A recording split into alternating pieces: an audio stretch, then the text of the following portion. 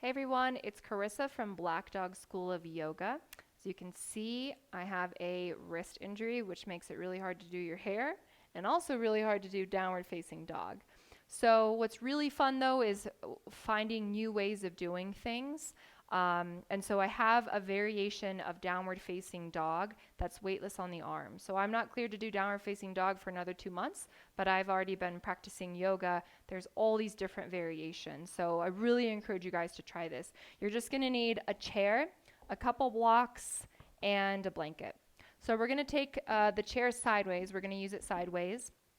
And we're just going to put the blocks a little bit closer towards the edge of the chair that you're standing on. And then you're going to take the blanket and just throw it right on top. And you might want to open up the blanket so it covers the chair so that you don't get any kind of like pointy parts in weird places.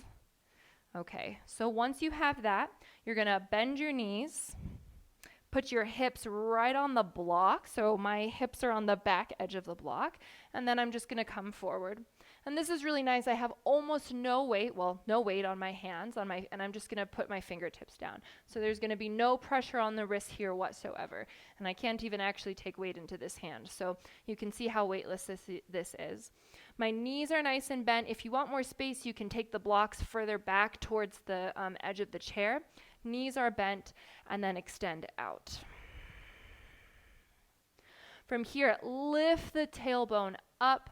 The pubic bone rolls down, and then you can extend out if you have extra blocks, if you have books or anything for a little bit more height. That can be really nice. And then you can just sink your head down in between your arms and then give it a few breaths here. This is really nice. It kind of feels like a spinal tractioning. So I'm getting my spine, the blocks are kind of anchoring my hips, and then I'm pulling my sternum bone, so that I'm getting some really, really nice length in the vertebrae. So sometimes I like to take full yoga classes, even though my doctor has not cleared me yet, and I just don't put any weight, and then I just use this whole chair setup. So when I'm taking online yoga classes, I'll just do this when the teacher calls for downward facing dog. So it can be a very, very nice variation.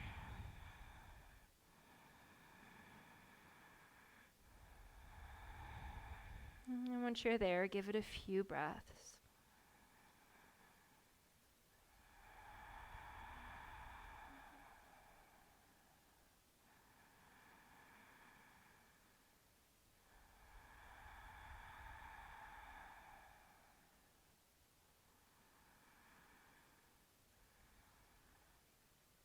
Good. And then from here, you could take like a 3-legged dog. So lots of different variations from here.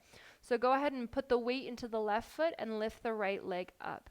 This is also really nice feedback because usually in 3-legged dog, what usually happens is this right hip, as we're lifting the right leg, opens up. So this gives the feedback for the hip to stay nice and close because we can't take the weight into the hands. So the hip stays down, and instead you lift through the inseam of the right leg. Press through the heel, take the leg nice and straight for 3, 2, and 1. Go ahead and set the right leg down, and then we'll do the same with the left leg. So put the weight into the ball of the right foot, lift the left leg up. Again, you have that feedback to keep the left hip down. And then you're going to flex the ankle, press through the heel, straighten the leg, and lift up instead from the inseam of the left thigh. 3, 2, and 1. Release on down. And from here, we can even do a 1-arm downward facing dog. So this is my injured hand. I have no weight in here, and I'm just going to take my right hand, put the back of my hand to my low back. Then I'm going to play with opening the right shoulder out to its own side, opening the right elbow out to its own side so I get some really nice space. I have a really nice purchase of the balls of my feet on the floor, so press in, look out, take a breath in, and a breath out. Good. Release that hand down, and then you'll take the other side. You'll kind of have to play moving from the back of the chair, and then again, back of the hand on your low back. Open up the elbow, open up the left collarbone, press into the balls of your feet, and draw your sternum bone forward. Tailbone lifts up. 3, 2, and 1. Release. Come all the way back to your downward facing dog. One last variation I want to show you guys, so come all the way up. Take your blocks, turn them one setting lower, and push them this time more towards the other edge of the chair than close towards you. This is a really nice variation for a forearm downward facing dog, really nice for the shoulders. I know with my wrist injury it had to be immobilized for a while, so my shoulder got really sore from holding my arm up, so this is a really, really nice release once you have some more mobility. So I'm going to come down into my forearms, and then I'm going to walk my feet back, bend my knees, lift my hips like a regular downward facing dog, and then shift back and let my head come down to the chair. Oh, this feels so, so nice. Even if you don't have an injury, this feels really, really nice. So again, really work to bend the knees. Don't straighten out the legs. This is just going to push it right into your shoulders. Instead, bend the knees, have some nice mobility in the tailbone. Lift up, and oh, this feels so amazing for my shoulders, for the chest, for the back. You can spike up onto the heels even more. All kinds of different variations you can come up with.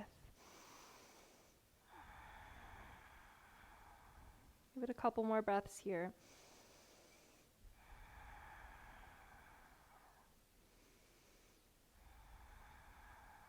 All right, and then lift up from that and release. That's all I got for you guys. I hope you enjoy, and happy healing to whatever's going on.